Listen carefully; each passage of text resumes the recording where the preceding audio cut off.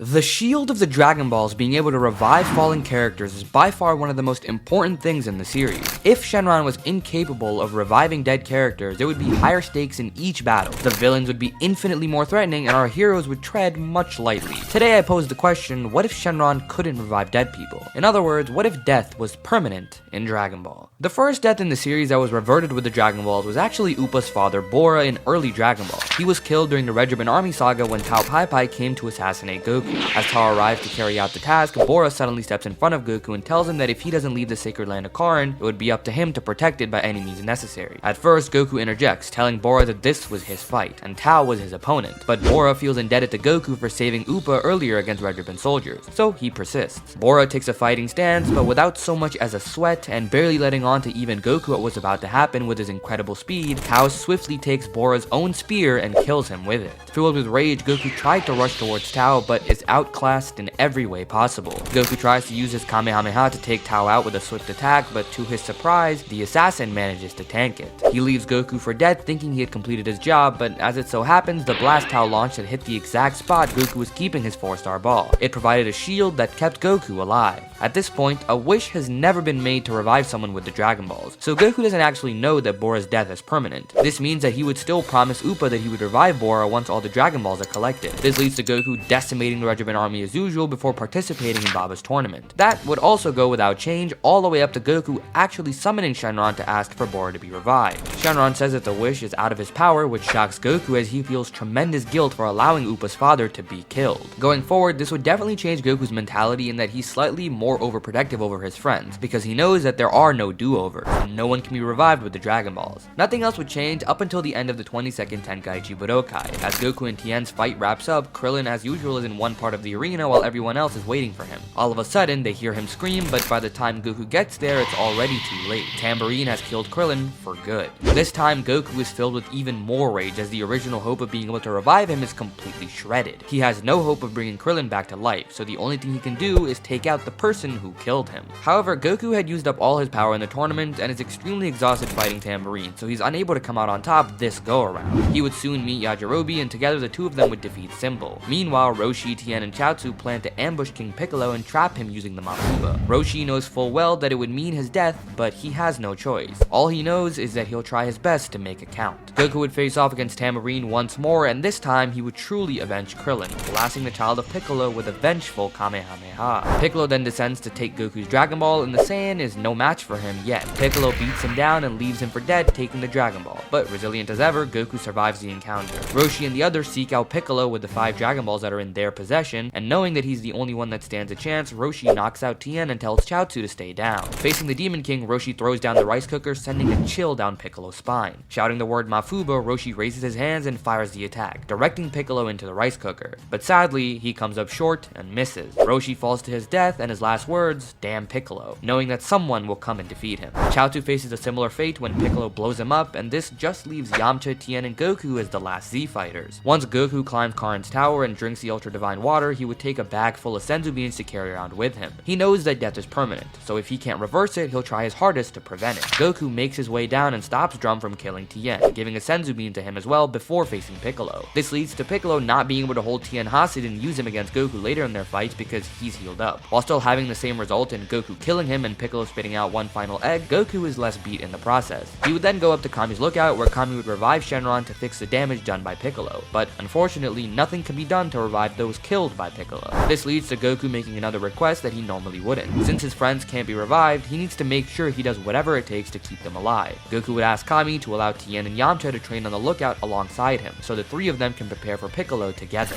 So for the next 3 years, all 3 of them endure Kami's training in preparation for Piccolo. Once the tournament comes around, everyone takes it much more seriously than originally. With Yamcha being the first to face Piccolo, he tries his best and puts up a much better fight, but ultimately still loses. However, he does cause Piccolo to exert himself much more. Following that fight, Kami disguised as Shen would also fight Piccolo, a fight that Piccolo would still win, but again, coming out of it, he would be much more exhausted. Tien and Goku's matchup concludes with Goku winning, but it's via forfeit, as Tien wants Goku to be as prepared as possible for the fight against Piccolo. And eventually in the finals, the 2 warriors would face each other. It's still a spectacle of a fight, but Goku is not holding back at any point, and Piccolo coming off 2 hard bouts already is a bit gassed. Once Kami is out of Piccolo's system, Goku goes all in, being even stronger than originally as he had training partners with with him on the lookout. Bit by bit, he beats Piccolo down until eventually winning the tournament. Now comes to the part in sparing him. Yes, Goku is certainly not nearly as merciful as he was originally, something you'll see more of as the story continues, but he's also experienced much more loss in his life at this point. If Piccolo dies, so does Kami. So he weighs those options, and knowing that him and his friends are strong enough to defend against Piccolo, he still spares him. Going forward, Goku would continue training with Tien and Yamcha, and he would even train Gohan once he's born right off the gate, because he worries way more in this scenario than originally. He knows Gohan has to be strong, so he doesn't die. We skip forward to Dragon Ball Z and Raditz's arrival. Neither Tien or Yamcha are at the Kame House reunion, but Goku wouldn't shy away from calling them to fight once Raditz takes Gohan and runs away with him. Piccolo offers his services to Goku, and he would take them alongside his friends to help fight Raditz. He can't afford anyone dying. Goku still carries a bag of senzu beans around. Against King Piccolo, he had only used one to heal Tien, so he's still good on them for a while. The four of them arrive together to fight Raditz, and 4 is better than 2, which throws Raditz off even more than originally, but he's still much stronger than any single one of them, using that to his advantage at every opportunity he gets.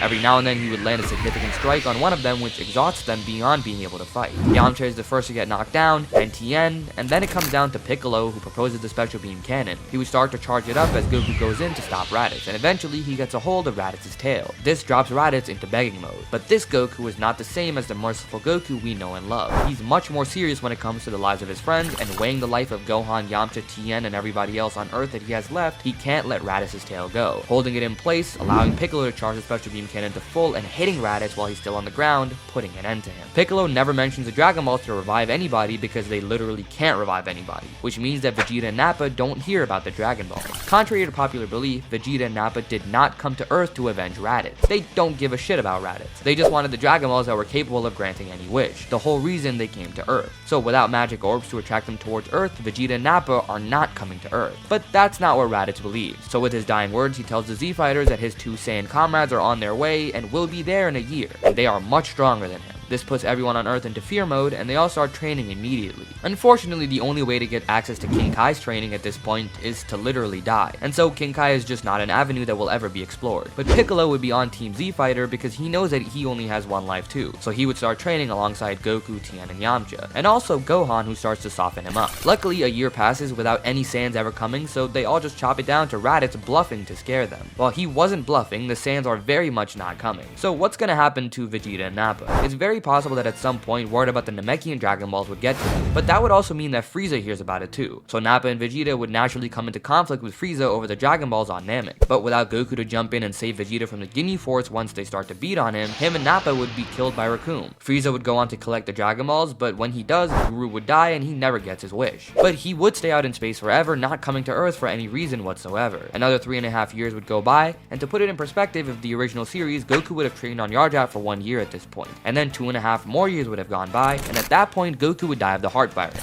Since the heart virus originated on Earth and not Yardrat, Goku would still get it, and he would still die. This would leave Gohan as the new protector of Earth, and just 6 months later, that would be tested when 2 androids attack. Now, granted, these androids would be significantly weaker, lacking a lot of data that the original ones had. Not only that, but since the Z Fighters are significantly weaker themselves, Jiro's androids would naturally be a lot weaker too. But still, the gap between them and the Z Fighters is as great as per the original series. The Z Fighters are killed one by one, with Gohan being the last remaining one, and he would become the first Super Saiyan after witnessing the rest of his friends and his mentor be killed. Gohan would escape, and without a Trunks to train as Vegeta never came to Earth, it's just him and Bulma for the foreseeable future. So Gohan trains day in and day out, and he still has those senzu beans that were passed down. Originally, in one encounter he has where Trunks is involved, Gohan has to protect him from the blast, and this leads to him losing his arm because he gives the last senzu bean to Trunks. But this Gohan not only has more senzu beans, but he's also only fending for himself, so he would only use the bean on himself, not losing his arm and continuing to train at full capacity. Now, I don't believe that if future Gohan kept up with training, that at some point he would become strong enough to defeat the androids. It's not like they were getting any stronger at any point. Gohan's problem was simply put, just the numbers game. Without an evolution to Super Saiyan, he can't overpower the two by himself. And future Gohan never got an evolution even though he had Super Saiyan for years. So I just don't see him getting it here. This leads to Bulma still making the time machine and Gohan being the one that goes back in time, delivering the heart medication to Goku. He would explain the principles of Super Saiyan and find it imperative that Goku unlocks it. Future Gohan guides Goku through it, but he himself is looking for guidance as well. He knows that there's an evolution to Super Saiyan, but he's not able to crack it on his own. He needs Goku's help. So for the next 3 years, in preparation for the arrival of the androids in the main timeline, Goku and future Gohan train together to achieve said evolution. Piccolo and present Gohan would also train alongside them, so they're getting stronger as well. Of course, with future Gohan staying with them, he would encounter Jiro in 19, realizing these androids are different, but he's not taking any chances. When Goku falls to the heart virus, he would tell his younger self to get away from here, and he would swiftly kill 19 and Jiro, not giving Jiro the opportunity to escape. Bulma would eventually come through with helping locate Jiro's lab, and inside, future Gohan would find androids 17, 18, and 16. With Bulma's help, they deactivate all the androids, and Gohan destroys the hidden basement containing Cell. Once Goku wakes up, he still remembers the room of spirit and time from his training for Piccolo, and he would take future and present Gohan inside to achieve the evolution for Super Saiyan. While they're inside though, Cell would show himself, and Kami, being terrified of his presence, would fuse with Piccolo to become whole, entirely deactivating the Dragon Balls. And this time, there is no instant transmission or any know-how of Namek. Also, Namek is destroyed by Frieza, so it's just no Dragon Balls, period. Once the Saiyans are done in the time chamber, Goku and the two Gohans would help Piccolo defeat Cell before Gohan heads back to the future and wipes out the androids and Cell in his timeline. Together with Bulma, they rebuild, and of course, now knowing of the room himself, Gohan would venture to the lookout where he would find Mr. Popo by himself. Not saying that he would start using it off the gate, he doesn't really need to, but it's there if he ever needs it. In the main timeline, 7 years would go by before the 25th Tenkaichi Budokai takes place.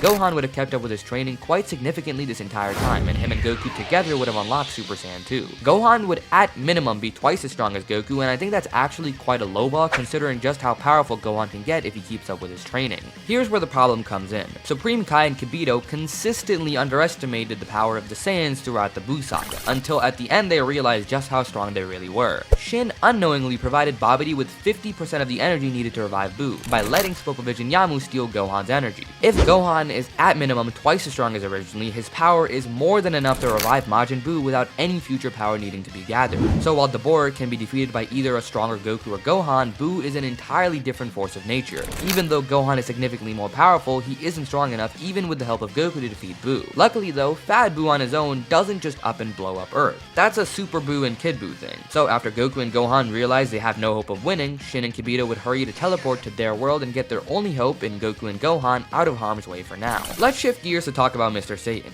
While Satan never gained notoriety for defeating Cell, he was still a multiple-time winner of the Tenkaichi Budokai, so it's fair to assume he would still end up in a similar position to have the same relationship as he did with Buu originally. Buu would at some point kill Babidi after realizing he doesn't need him, and would just build a house to live out his days with Satan like he did in the original series. Unfortunately, that doesn't last long though, with him eventually splitting in two and becoming Super Buu. By this point though, Goku and Gohan would have had plenty of time to be training with the Z-Sword, and definitely more than enough time to break it with their shenanigans, which, you guessed it, would lead to the two of them getting their potentials unlocked. The two of them would go down to face this new Buu who was literally just about to wipe out every living thing on Earth. Gohan is plenty strong to defeat Buu, and with Goku watching his back, Buu isn't going to be able to escape and come back later to absorb one of them. It's just not gonna happen with a much more serious attitude Goku and Gohan. So that wraps the Buu saga, which leads to another 4-year time skip before Beerus arrives. Before we get to that, let's talk about the Buu saga in the future. As we know, Shin recruited Trunks originally to train him before he fought Dabura, and the same thing would happen here with future Gohan. Gohan would have definitely kept up his training since leaving the past, and he would have Super Saiyan 2 by this point.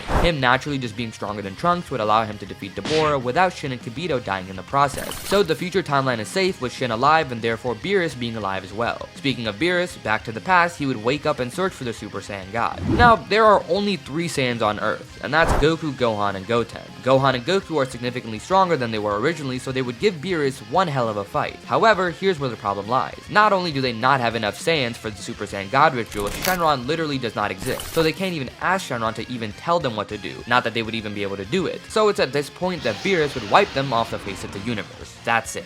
And that's how the story comes to an end. I hope you guys enjoyed, like and subscribe, and check out this video to continue your good day on YouTube.